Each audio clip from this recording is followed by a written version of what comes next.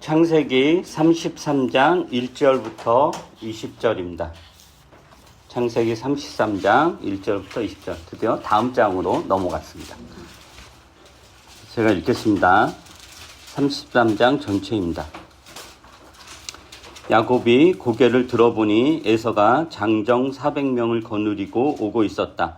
야곱은 아이들을 레아와 라헬과 두 여종에게 나누어서 맡기고 두 여종과 그들에게서 난 아이들은 앞에 세우고 레아와 그에게서 난 아이들은 그 뒤에 세우고 라헬과 요셉은 맨 뒤에 세워서 따라오게 하였다. 야곱은 맨 앞으로 나가서 형에게로 가까이 가면서 7번이나 땅에 엎드려 절을 하였다. 그러자 에서가 달려와서 그를 끌어안았다. 에서는 두 팔을 벌려 야곱의 목을 끌어안고서 입을 맞추고 둘은 함께 울었다. 에서가 고개를 들어 여인들과 아이들을 보면서 물었다. 네가 데리고 온 이 사람들은 누구냐? 야곱이 대답하였다. 이것들은 하나님이 형님의 못난 아우에게 은혜로 주신 자식들입니다. 그러자 두 여종과 그들에게서 난 아이들이 앞으로 나와서 엎드려 절을 하였다. 다음에는 레아와 그에게서 난 아이들이 앞으로 나와서 엎드려 절을 하였다. 마지막으로 요셉과 라헬이 나와서 그들도 엎드려 절을 하였다. 에서가 물었다. 내가 오는 길에 만난 가축대는 모두 웬 것이냐? 야곱이 대답하였다. 형님께 은혜를 입고 싶어서 가지고 온 것입니다. 에서가 말하였다. 아우야, 나는 넉넉하다. 너의 것은 네가 가져라. 야곱이 말하였다. 아닙니다, 형님. 형님께서 저를 좋게 보시면 제가 드리는 이 선물을 받아주십시오. 형님께서 저를 이렇게 너그럽게 맞아주시니 형님의 얼굴을 뵙는 것이 하나님의 얼굴을 뵙는 듯합니다. 하나님이 저에게 은혜를 베푸심으로 제가 가진 것도 이렇게 넉넉하게 되었습니다. 그러니 제가 형님께 가지고 온 이 선물을 기꺼이 받아주시길 바랍니다. 야곱이 간곡히 권함으로 에서는 그 선물을 받았다. 에서가 말하였다. 자, 이제 갈 길을 서두르자. 내가 앞장을 서마. 야곱이 그에게 말하였다. 형님께서 또 아시다시피 아이들이 아직 어립니다. 또 저는 새끼 딸린 양떼와 소떼를 돌봐야 합니다. 하루만이라도 지나치게 빨리 몰고 가면 다 죽습니다. 형님께서는 이 아우보다 앞서서 떠나십시오. 그렇게 하시면 저는 앞에 간 이 가축대 아이들 이끌고 그들의 걸음에 맞추어 천천히 세일로 가서 형님께 나가겠습니다. 에서가 말하였다. 그렇다면 내가 나의 부하 몇출 너와 같이 가게 하겠다. 야곱이 말렸다. 그러실 것까지는 없습니다. 형님께서 저를 너그럽게 맞아주신 것만으로도 만족합니다. 그날로 에서는 길을 떠나 세일로 돌아갔고 야곱은 숫곳으로 갔다. 거기에서 야곱은 자기들의 살집과 짐승이 바람을 피할 우리를 지었다. 그래서 그곳 이름이 숫곳이 되었다. 야곱이 밧단 아람을 떠나 가나안 땅의 세겜성에 무사히 이르러서 그 성 앞에다가 장막을 쳤다. 야곱은 장막을 친 그 밭을 세겜의 아버지인 하몰의 아들들에게서 은 100냥을 주고 샀다. 야곱은 거기에서 제단을 쌓고 그 이름은 에렐로 헤이스라엘이라고 하였다.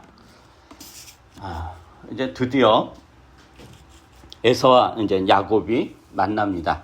형 에서를 두려워했던 야곱은 용기를 내어 에서를 대면하고 용서를 구하죠. 에서가 이제 400명의 장정을 그 수하 부하도 이끌고 야곱을 만나러 옵니다. 이게 어떤 이유로 오는지, 에서가 어떤 마음을 가지고 오는지 야곱으로서는 알 수가 없고, 야곱 입장에서는 본인이 에서에게 과거에 했던 짓이 있기 때문에 자기를 공격하러 오는 것이 아닐까라는 어떤 큰 두려움과 공포에 사로잡혀 있습니다. 그래서 이제 야곱이 가족을 이제 세 무리로 분류해서 에서를 맞이하게 되죠. 그 앞에는 이제 야곱이 종들과 가축대들을 보냈고, 그 다음에 이제 가족들을 보내는데 그 세 개 대열로 이렇게 나눠서 이렇게 보내요. 그 2절에 보면은 두 여종과 그들에게서 난 아이들을 첫 번째 대열에 세우고 레아와 그에게서 난 아이들은 두 번째 대열에 세우고, 그리고 라헬과 요셉이 이제 막내 아들이죠. 라헬과 요셉은 맨 마지막에 세워서 따라오게 합니다. 이 대열의 순서가 무엇을 의미하는지 사실 정확히 알 수 없지만 추측하면 야곱이 애정을 더 갖는 순서 아니었을까라는 생각을 해볼 수 있습니다. 그러니까 맨 뒤에 있는 라헬과, 왜냐하면 야곱이 레아보다는 라헬을 더 사랑했고, 그리고 라헬에게서 난 요셉을 더 극진히 사랑해서 나중에 이제 그 형제간에 이제 분쟁이 일어나는 어떤 계기가 되잖아요. 그리고 우리가 이제 보통 이런 그런 조선 시대나 그래서 이런 데도 왕이 이제 중전 정실 부인에게서 난 아들은 대군이라고 하고 그러니까 후궁들이죠. 후궁들에게서 난 아들은 무슨 군 이렇게 가지고 이제 차별을 이렇게 두었잖아요. 그래서 왕위 계승에 있어서 당연히 이제 격자 이런 거였고, 그게 이제 뭐 어디나 이렇게 마찬가지였을 것 같은데, 그래서 이제 야곱이 자기에게서 난 자식이어도 종들에게서 난 여종들에게서 난 자식과 또 아내에게서 난 자식들 간에 애정이 어떤 차이가 있었을 수도 있고, 그리고 같은 아내여도 자기가 레아보다는 라헬을 더 사랑했기 때문에 라헬에게서 난 아들 요셉을 위해 더 애정이 있어서 그들을 맨 뒤로 배치하지 않았을까라고 이제 추측을 할 수 있습니다. 사실 뭐 이건 다 추측이지 정확히 이렇다 저렇다 할 수는 없어요. 그러니까 어찌되었든 간에 야곱과 그 일행이 에서와 그 일행을 이제 만나죠. 에서를 만난 야곱의 행동이 어떠한가 이렇게 보면은, 에서를 보자 야곱이 뭐 하냐면은 그 대열의 맨 앞으로, 원래는 이제 야곱 맨 뒤에서 이제 따라갔잖아요. 근데 이제 멀리서 에서와 그 장정 400명이 이렇게 오는 걸 보자 그 야곱이 그 자신들의 무리의 대열을 맨 앞으로 가요. 그 맨 앞으로 가서 7번이나 땅에 엎드려 절을 하며 에서를 맞이합니다. 그러니까 이게 이제 한 자리에서 7번을 절했다는 게 아니라 한 번 절하고 또 가고, 그래서 또 절하고 또 가고 또 절하고 또 가고, 즉 이렇게 절하면서 이렇게 에서를 맞이하러 가는, 그래서 그것은 7번이나 한 거예요. 근데 땅에 엎드려 7번을 절하는 행위는 이 고대 근동사회에서 신하가 왕을 아련할 때 올리던 예식이에요. 예를 들면 왕의 명령으로 외국에 이제 사절단을 이끌고 이제 사신을 갖다가 쳐봐요. 그럼 이제 본국으로 귀국을 하잖아요.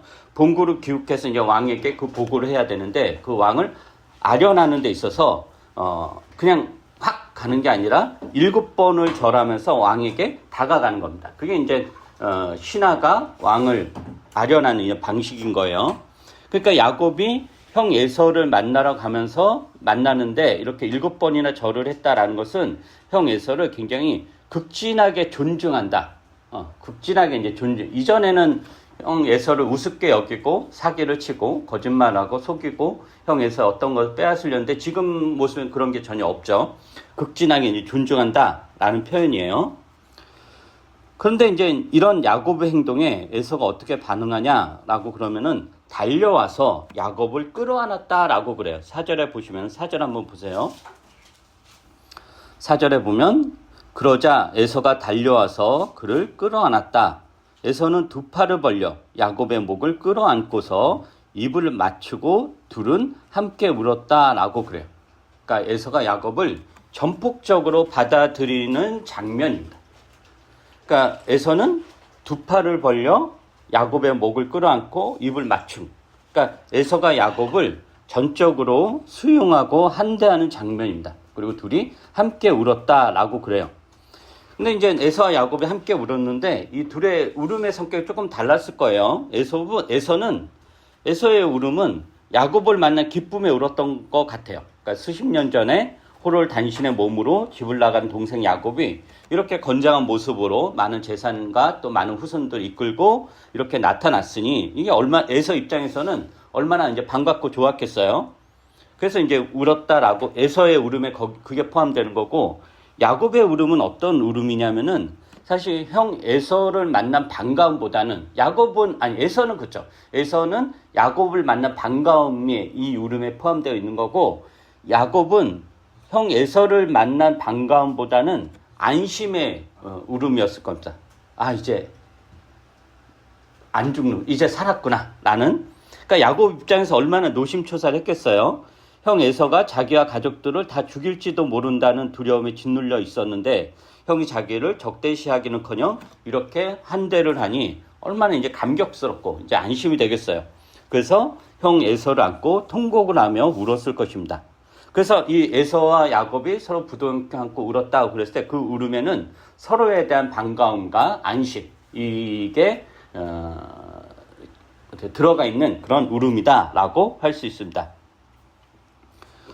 그리고 이제 4절에 나오는 이 아까 방금 읽었던 4절, 그러자 에서가 달려와서 그를 끌어안았다. 에서는 두 팔을 벌려 야곱의 목을 끌어안고서 입을 맞추고 둘은 함께 웃었다. 이 장면이 성경에 이제 중요 주제가 몇 개가 있는데 그 중에 이제 중요 주제가 하나가 뭐냐면은 환대입니다. 환대.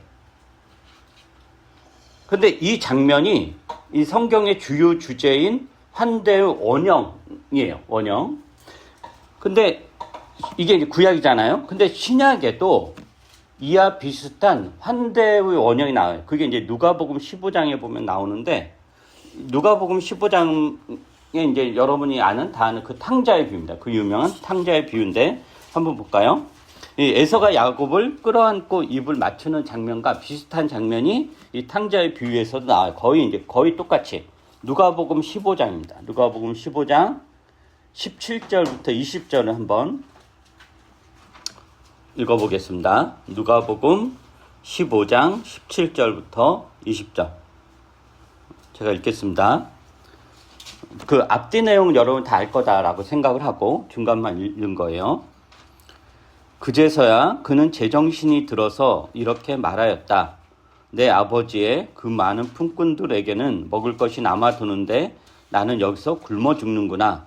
내가 일어나 아버지에게 돌아가서 이렇게 말씀드려야 하겠다. 아버지, 내가 하늘과 아버지 앞에 죄를 지었습니다. 나는 더 이상 아버지 아들이라고 불릴 자격이 없으니 나를 품꾼의 하나로 삼아 주십시오. 그는 일어나서 아버지에게로 갔다. 그가 아직도 먼 거리에 있는데 그의 아버지가 그를 보고 추근히 여겨서 달려가 그의 목을 껴안고 입을 맞추었다. 이게 그 에서가 야곱을 만나는 장면의 반복이에요. 재현이죠. 먼 거리인데 멀리서 있는데 추근히 여겨서 달려가 그의 목을 껴안고 입을 맞췄다라는 거예요. 그러니까 지금 이 누가복음 15장은 자신의 잘못을 뉘우치고 이제 제정신이 든 거죠. 제정신이 든 탕자가 둘째 아들인데 이 탕자가 아버지에게 돌아갑니다. 그 멀리서 누추한 차림으로 힘없이 터벅터벅 걸어갔을 텐데 그 아들을 멀리서 이제 아버지가 보죠. 그러니까 멀리서도 자기 아들이라는 걸 알죠. 그래서 그 아버지가 달려가 아들의 목을 껴안고 입을 맞춰요. 이게 아버지 아들의 화해이기도 하고 환대의 장면인데 우리가 이제 보통 화해를 한다. 그래서 이게 이제 그 창세기 우리가 오늘 읽은 본문도 에서와 야곱의 화해이죠. 화해이고 지금 누가복음 15장에서도 그 아버지와 아들의 방탕한 아들의 화해예요. 근데 우리는 보통 화해를 어떻게 생각하냐면은 뭐 꼭 그런 건 아니지만 대체적으로 서로 잘못한 사람들 간의 이해와 수용이라고 생각을 해요. 예를 들면 누군가를 우리가 화해시킨다 그랬을 때 대부분 어떻게 그 화해를 시키냐면은 너도 이런 잘못했고 너도 이런 잘못했어. 그러니까 서로가 서로에게 잘못했으니까 굳이 막 욕하지 말고 어차피 각자 잘못했으니까 그 잘못을 인정하고 서로 고백하고 서로 악수하고 서로 사이좋게 지내. 이게 이제 화해의 어떤 전형적인 그런 모습인 거죠.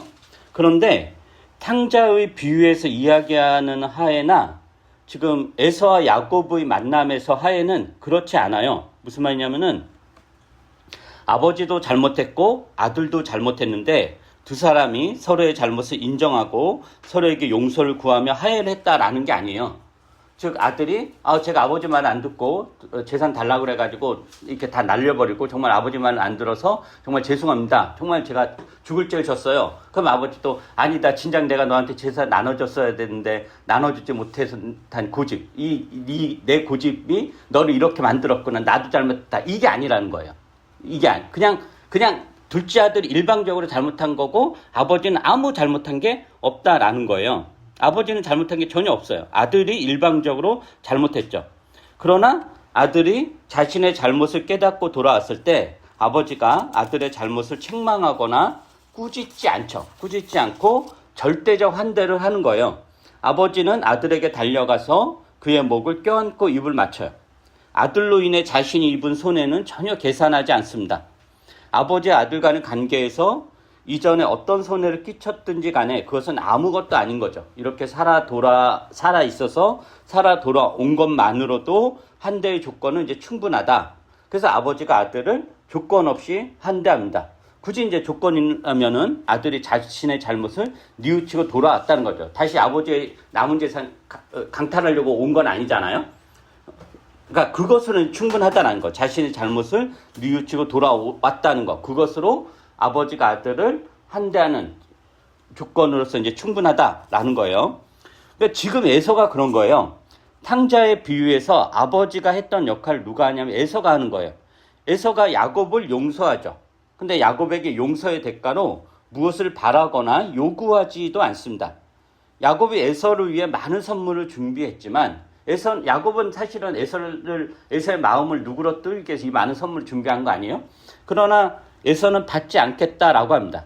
무슨 대가를 주고받고 하는 사이가 아니다라는 거죠. 물론 야곱의 간절한 거듭되는 요청에 어쩔 수 없이 야곱이 준비한 선물을 받지만 이 선물 때문에 에서가 야곱을 환대한 것은 아니다라는 거예요. 그리고 이제 성경은 어떤 배경에서 에서가 이렇게 변했는지에 대해서 침묵해요. 왜냐하면 이제 야곱이 에서의 살해 위협을 피해서 하란으로 도망을 치고 나서 몇십 년의 세월이 흘렀잖아요. 그 몇십 년의 세월 동안 우리가 그 몇십 년의 세월에 야곱이 어떻게 지냈는지 알지만 에서에 대해서는 전혀 몰라요. 전혀 이제 성경은 침묵을 해요. 그리고 에서가 400명의 장정들을 데리고 야곱을 만나러 오는 이유에 대해서도 성경은 침묵합니다. 이게 야곱을 치려고 오는 건지, 야곱을 환대하려고 오는 건지, 야곱을 보호하려고 오는 건지 그거에 대한 이야기가 전혀 나오지 않아요.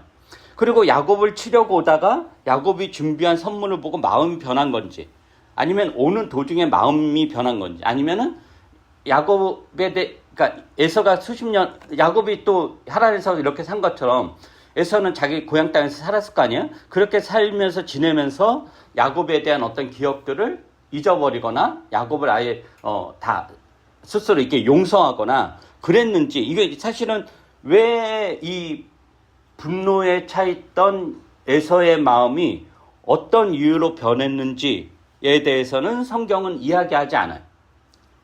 근데 우리가 알 수 있는 것은 뭐냐면 최소한 야곱이 에서의 마음을 돌리려고 준비한 선물 때문은 아니다라는 거는 확실할 수 있어요. 왜냐하면은 에서가 야곱이 가진 재물을 탐내거나 야곱이 미리 보낸 가축대라든가 야곱이 준비한 선물 때문에 마음을 바꿨다면은 처음부터 야곱이 준 선물을 거절했을 리가 없어요. 오히려 그 선물에 대해서 너무 대단하다, 멋지다. 그래도 네가 나를 위해서 이렇게 했구나. 이렇게 됐을 땐 전혀 그런 건 아니에요. 그러니까 에서는 사실은 야곱이 가진 선물이나 재산 이런 거 관심이 없어요. 왜냐하면 에서도 그 정도는 충분히 더 있으니까.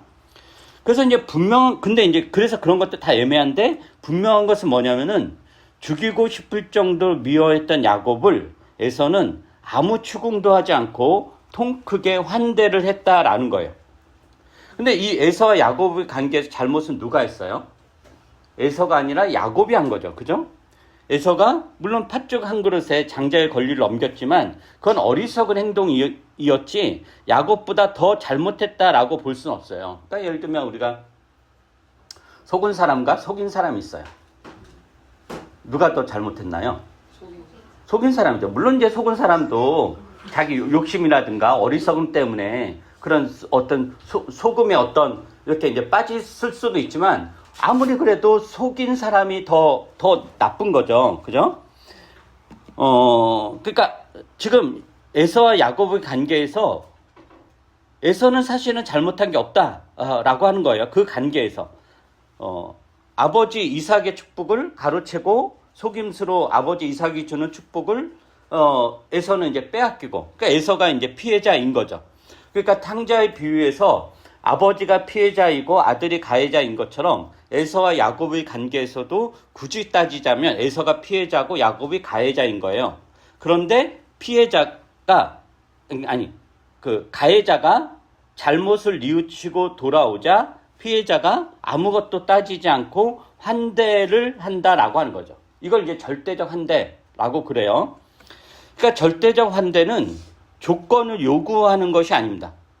조건을 요구한다면 절대적 환대라고 할 수 없습니다. 즉 조건이 요구된 환대는 뭐냐면은 당신이 이렇게 하면 나는 당신을 받아들이겠다. 당신이 이러이러한 것을 우리에게 가져다 주면 나는 당신을 환영할 것이다. 라는 게 이제 조건적 환대죠. 그런데 에서와 야곱의 관계, 탕자의 비유에서 아버지 아들의 관계는 그런 조건적 관계가 아니라 절대적 환대인 거예요. 에서는 야곱을 절대적 환대로 대하고 아버지는 아들을 절대적 환대로 대합니다. 근데 이제 우리가 이런 의문이 들 수 있어요. 이 절대적 환대에서 지금 야곱도 자신의 잘못을 뉘우치고 또 탕자의 비유에서 아들도 자신의 잘못을 뉘우치지 않았는가? 뉘우치고 나서 에서가 받아들이고 뉘우치고 나서 아들을 아버지가 받아들였다면 이것은 절대적 환대가 아니라 조건적 환대 아닌가라는 생각을 이제 해볼 수가 있는 거죠. 지금 이제 그 이야기를 오늘 해보려고 하는 거예요. 근데 이게 조건적 환대가 아니라 절대적 환대라고 할 수 있는 이유는 뭐냐면은 야곱이나 아들의 반성 혹은 회개가 에서가 야곱에게 잘못을 뉘우치라고 계속해서 요구하고 강압하고 너 잘못했잖아, 너 왜 잘못한 거 인정하지 않아 해가지고 야곱이 그래 내가 정말 잘못했어요 라고 한 거나 혹은 아버지가 아들에게 회개를 요구해서 생긴 결과는 아니다라는 거죠. 그죠? 지금 야곱이 형 에서에게 정말 내가 큰 잘못을 저질렀고 감히 당신이 나의 형이죠 주인이라고 부르고 이렇게 야곱이 자기의 잘못을 뉘우친 게 에서가 계속 메시지를 보내서 너 네 잘못 반성하는 데가 죽일 거야 이런 식으로 해가지고 야곱이 회개를 한 것도 아니다라는 거죠. 그리고 이 방탕한 아들이 자신의 잘못을 뉘우친 것도 아버지가 계속 이렇게 사자나 메신저를 보내가지고 너 어떻게 살고 있냐 막 이런 식의 생겨가지고 아들이 자기의 잘못을 뉘우친 게 아니다 라는 거예요. 이해가 되시죠? 그러니까 즉 야곱과 탕자의 회개는 그들 스스로 한 거예요. 그들이 처한 처지가 절망적이고 더 이상 이대로 살 수는 없다라는 자각에서 나온 거죠. 에서와 아버지의 요구와 강압에 의해서 그들이 회개하고 잘못을 뉘우친 것이 아니라 에서와 탕자의 아버지는 아무것도 안 했어요. 그거에 대해서 아무것도 안 했고 그 야곱과 탕자가 그들이 처한 삶의 처지에서 자신들의 처한 삶의 상황이 얼마나 절망스럽고 얼마나 희망이 없고 더 이상 내가 이렇게 살아왔는데 더 이상 이대로 살 수 없다라는 자각에서 이 잘못에 대한 뉘우침이 생긴 거다라는 것입니다. 그렇다면 여기에서 이제 우리가 이런 생각을 해볼 수 있는 거예요.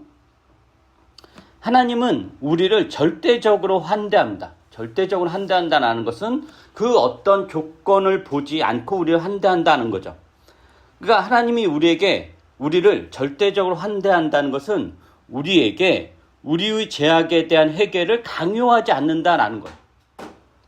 하나님은 회개를 강요하지 않습니다. 옛날에 그런 고을 사또가 범죄를 저지른 혹은 혐의자에게 곤장을 치면서 혹은 고문을 하면서 인두를 막 이렇게 짖으면서 네 죄를 알렸다. 네 죄를 자복하고 용서를 빌라. 라는 식으로 하나님이 우리에게 잘못을 인정할 것을 강요하거나 강제하지 않습니다. 예를 들면 우리가 삶이 어려워질 수 있죠. 사업이 망하고 병이 들고 인생이 고달프고 그럴 때 가끔 어떤 사람 하나님이 회개하라고 이렇게 주는 강력한 하나님의 사인이구나 라고 생각한 그게 아니에요. 그가 하나님이 그렇게 주신 것이 아니라 인생이란 그런 거예요. 원래 인생이란 늘 성공하고 늘 행복하고 늘 좋은 게 아니라 행복하다가도 좌절스럽고 행복하다가도 절망스럽고 건강하다가도 병이 생기고 내가 어떤 뭔가 하지도 않았는데 주변에서 온갖 돌이 날라오고 그렇다라고 하나님이 그렇게 하지 않았다라는 거예요. 그 인생 자체가 그렇다라고 하는 거죠. 그래서 그걸 통해서 아, 드디어 이렇게 살면 안 되겠구나. 내가 추구해 왔던 삶이 제대로 된 삶이 아니구나라는 것을 깨닫는 것. 그건 하나님이 강요하는 것이 아니라 내가 내 삶의 어떤 정황에서 스스로 깨닫는 것이고, 그것이 있을 때 하나님께 돌아갈 수 있는 거고, 그렇게 하나님께 돌아갈 때 하나님은 우리를 조건을 따지지도 않고 묻지도 않고 절대적으로 환대한다라는 것입니다.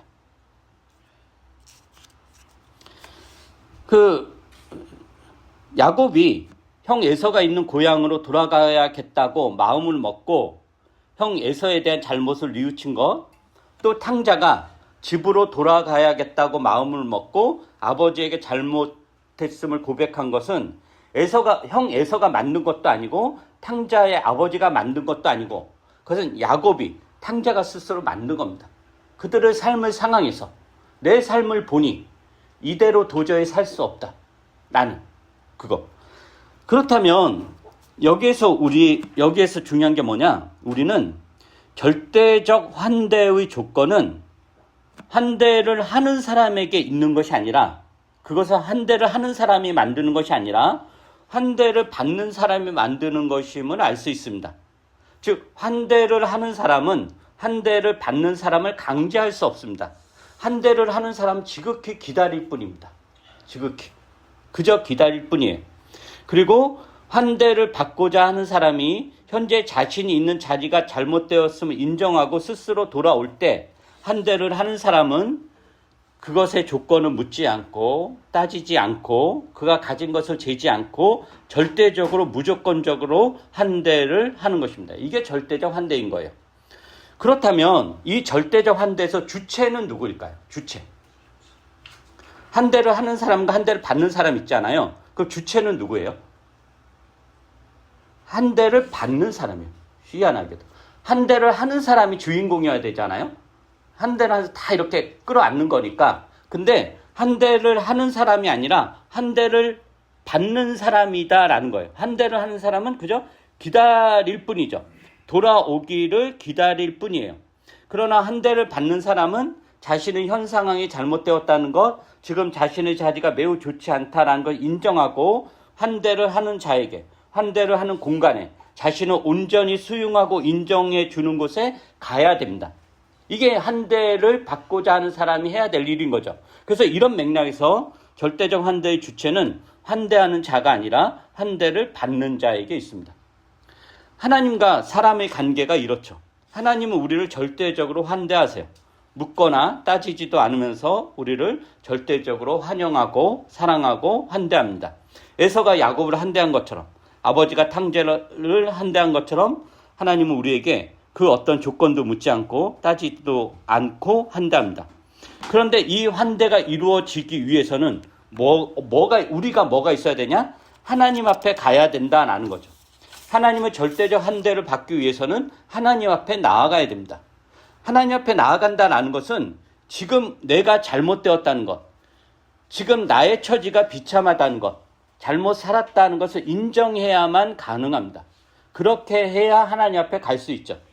그런데 그러한 우리의 변화를 하나님은 강제하지 않는다라는 거예요.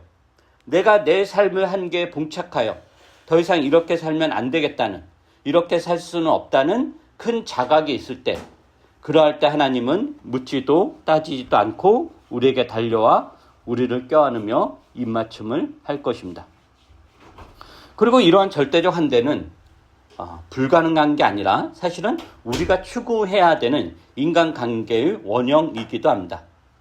조건을 걸지 않는 환대, 기다리는 환대, 삶의 위기에 직면하여 전면적인 방향 전환을 위해 다가오는 자에 대한 환대, 이것을 우리는 할 수 있고, 이것으로 절대적 환대는 불가능한 게 아니라 실천할 수 있는 일일 것입니다. 기도하겠습니다. 거룩하신 우리 주 하나님, 하나님은 늘 우리를 기다리십니다. 집 나간 자식이 이제 오나 저제 오나 이렇게 먼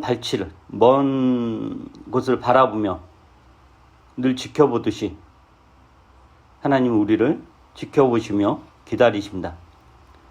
그러나 하나님은 우리를 강제하지 않습니다. 우리를 끌고 오지 않고 우리에게 채찍을 들어서 강제로 조정해가며 우리를 당신의 품 안에 들이지 않습니다. 그저 우리가 다가오기를 그 두 팔을 벌려 우리를 기다립니다. 우리가 그러한 하나님 앞에 가기 위해서는 결국엔 지금 있는 자리에서 일어나 이것이 잘못되었음을 알고 하나님께로 가야 되는 전면적인 삶의 방향을 틀고 우리 인생을 깊게 돌아보는 그런 고민과 성찰이 있어야 될 것입니다. 하나님 만난다는 것, 하나님 품에 안긴다는 것이 그저 시시하고 가볍고 그런 것이 아님을 우리가 다시 한번 오늘 말씀을 통해서 확인할 수 있도록 은혜를 더하여 주시옵소서. 우리가 야곱의 처지에 처하지 않는 한, 우리가 탕자의 처지에 처하지 않는 한 하나님을 찾을 수 없을 것입니다. 우리 삶의 상황이 어떻든지 간에 이 상황이 하나님을 찾을 수 있는 상황이 될 수 있도록 저희들 이끌어 주시고 저희들을 말씀으로 깨우쳐 주시옵소서. 그래서 주께서 주신 수많은 기회들은 놓치지 말고 반응하며 나아갈 수 있도록 은혜를 베풀어 주시옵소서. 감사드리며 예수님 이름으로 기도합니다. 아멘.